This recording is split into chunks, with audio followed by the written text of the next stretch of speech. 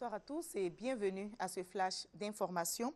L'UVICOSI, l'Union des villes et communes de Côte d'Ivoire, a un nouveau président. Il s'agit du maire de Yopougon, Gilbert Koné Kafana. Il a été élu aujourd'hui à l'unanimité ce mercredi à l'hôtel du district d'Aube au Plateau. Le témoignage de Francis Boifo. Il n'y a pour ce soir qu'une seule victoire, celle des maires de Côte d'Ivoire. Unis, nous pourrons surmonter les défis de la gestion des villes et communes dont nous avons la charge. Nous devons également faire face aux défis du développement, de l'emploi des jeunes, de la mobilisation des ressources pour les projets d'investissement de nos cités. Ce sont là les premiers mots de Gilbert Koné Kafana, le nouveau président de l'Union des villes et communes de Côte d'Ivoire. Il a été élu ce mercredi à l'unanimité des maires. Ses adversaires, Dao Paulin Claude, maire d'Atekoubé et Kwame Yao Séraphin, maire de Brobo, ont retiré leur candidature en sa faveur à quelques minutes du vote. Nous devons faire l'économie d'une lutte fratricide entre les enfants de Feu-Boigny qui nous a toujours indiqué qu'il fallait toujours mettre l'intérêt général au-dessus de l'intérêt particulier. J'ai cru bon, en écoutant ma voix intérieure, en écoutant la voix de Dieu, de désister au profit de l'aîné. Parce que j'ai confiance qu'il reprendra à son compte les doléances, les préoccupations des maires de l'intérieur que je voulais symboliser. Gilbert Koné Kafana succède à Albert Amichia, maire de la commune de Trècheville. Entre autres actions prioritaires, le nouveau président de l'UVICOSI, par ailleurs maire de la commune de Yopougon, s'engage à rendre fonctionnelles les commissions techniques de l'Union, permettre aux communes les plus nantis d'assister les plus démunis et développer la coopération avec les partenaires extérieurs. L'autoroute du Nord entièrement réhabilitée sera bientôt livrée aux usagers. Ce n'est donc plus qu'une question de jours. Ce tronçon Abidjan-Yamsoukro rénové va être inauguré par le chef de l'État Alassane Ouattara.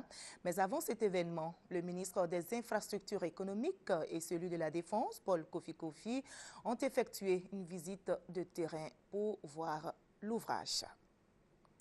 La RTI a 50 ans, l'événement se fête. Eh bien, la direction générale s'attelle à cela. Les festivités s'annoncent grandioses. Le lancement a eu lieu ce matin au studio B de la RTI en présence de la ministre de la Communication, la direction générale, les anciens de la RTI et tous les agents. Les festivités vont se dérouler du 18 au 20 décembre autour du thème « La RTI face aux exigences du public et les attentes des auditeurs et téléspectateurs ». La Côte d'Ivoire vient d'abriter le 6e congrès international de la femme africaine, une rencontre d'échange d'expériences pour promouvoir la femme africaine. Les réflexions ont porté sur le thème « La femme africaine face aux défis de paix, de développement durable et de coopération ». 3 défis identifiés, la paix, le développement durable, la coopération. Et cette découverte qui donne froid dans le dos, un charnier contenant 21 corps, ont été découverts près de Kati. Il pourrait s'agir de bérets rouges des militaires proches de l'ancien président Amadou Toumani Touré. Ces militaires avaient mené une tentative de contre-coup d'État qui avait été violemment réprimée en avril 2012 par la junte militaire dirigée par l'ex-capitaine Aya Sonoko. Et en République démocratique du Congo, s'est ouvert aujourd'hui le procès de 39 membres des forces armées congolaises accusés de graves violations de droits de l'homme, dont des viols massifs commis en novembre 2012 à Minova, c'est dans l'est du pays. En tout, 190 femmes ont porté plainte pour viol. Et en Ukraine, les manifestants occupent toujours la place de l'indépendance pour dénoncer la politique anti-européenne du gouvernement. Pour baisser la tension et déminer la crise, le pouvoir annonce l'envoi d'une délégation à Bruxelles et une autre à Moscou. Le Premier ministre appelle au calme et se dit ouvert au dialogue avec l'opposition. Le président ukrainien est hors du pays. Il poursuit sa visite officielle en Chine. Et on va terminer en Thaïlande où la trêve, en tout cas, est maintenant annoncée à la veille de l'anniversaire du roi.